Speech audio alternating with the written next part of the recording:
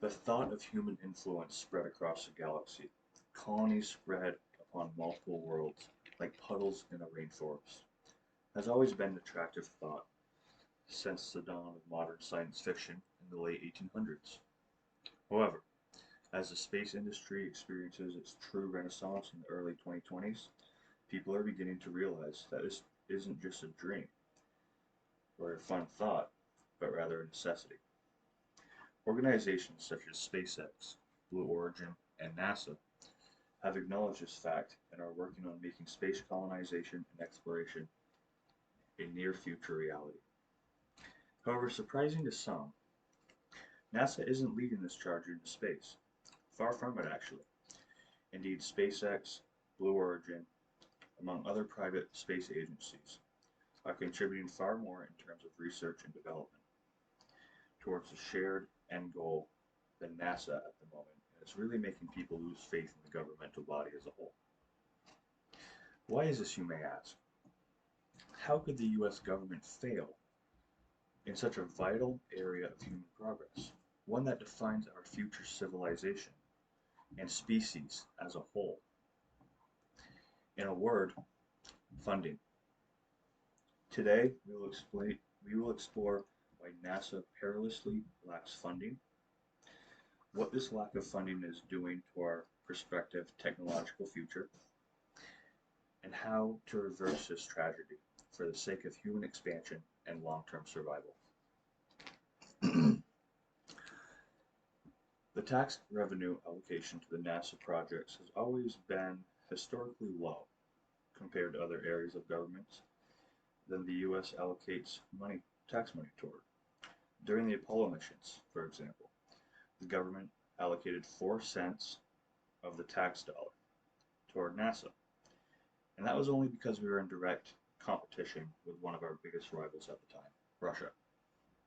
While 4 cents of the tax dollar seems pretty low, if we fast forward to 2007, many decades after the space race, the tax allocation by the government is 7/10 of a penny. That's right, not even a full penny on the tax dollar is given to NASA for their continued progress in space. This is according to Neil deGrasse Tyson in an article he wrote in 2007 for Parade magazine. With this, with a budget this low, it's truly a miracle the organization has been able to survive at all, let alone continue to launch rockets and satellites and plan ambitious missions such as the Artemis missions. The main reason for this very small contribution to the sciences is the government's need to manage and take care of the people here on Earth, particularly Americans. This is understandable. We still have to live, and we want to have a good life here in the US, and that costs a lot of money. However, a significant chunk of this tax funding is going towards supporting and intervening in wars, some of which we have no business sticking our nose in. So, as we can see, earthly endeavors, particularly engaging in wars, is the main culprit as to why NASA is so underfunded. Because war is more important to the US and really much of the rest of the world as well than the exploration of the cosmos and the expansion of our human society. This lack of funding has clearly slowed progress for NASA and the astro sciences as a whole. If it weren't for SpaceX, Blue Origin, and the other prominent space agencies, progress in these fields would have possibly never reignited, at least not for a long time. NASA has even gone as far as to eliminate the ISS by the year 2030 and hand over all, yes, all, low orbit, low Earth orbit operations, including the transport of NASA employed astronauts, to private companies in order to spend more money on the study of space. According to Teresa Poltrovo, a writer for Space.com, let's look at an example of the different funding makes for NASA and the speed at which it achieves it. As stated before, NASA was receiving 4 cents on the tax dollar during the space race. This enabled NASA to design and build new rocket models, spacesuits, habitation modules, and long-distance communications technologies in an absurdly small amount of time. Now imagine what 4 cents on the tax dollar could do for NASA today in the new emerging space age we're quickly finding ourselves in. Where for the first time in history, there are multiple private space agencies, some of which even outpaced NASA when they were in their prime.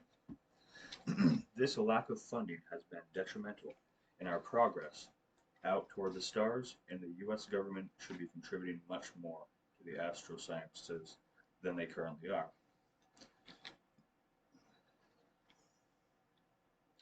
This injustice must be stopped. Unfortunately, if you are an American citizen, there is something you can do to change this. Americans have a voice in this country.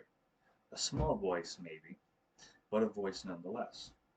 You can use that voice to call your local representatives and let them know your concern about this issue and your desire to have this funding policy changed in NASA's favor. However, as mentioned, your voice is small. Therefore, by also spreading the word of this issue to friends, family, and associates, we very well may have a large enough voice as a community of concerned space enthusiasts to change the minds of just the right number of politicians and get NASA the funding they need to keep us up and out of Earth's atmosphere. In summary, as of 2007, the US government has allocated NASA only 7/10 of a penny on the tax dollar. That's a massive decrease since the space race with Russia, where NASA was getting 4 cents on the tax dollar from the US government. This funding loss has slowed down progress in the space sector tremendously. If we wish to see NASA back in a powerhouse position in the astroscience community, we must band together, spread the word of this injustice, and communicate with our local politicians to sway the minds of our government back in the favor of NASA and science. So, post this issue on social media, tell your friends and family, and call your local representative today. Or simply write a blog post. But either way, get this message out there and let's change NASA's funding policy for the sake of one day reaching the stars. Thank you.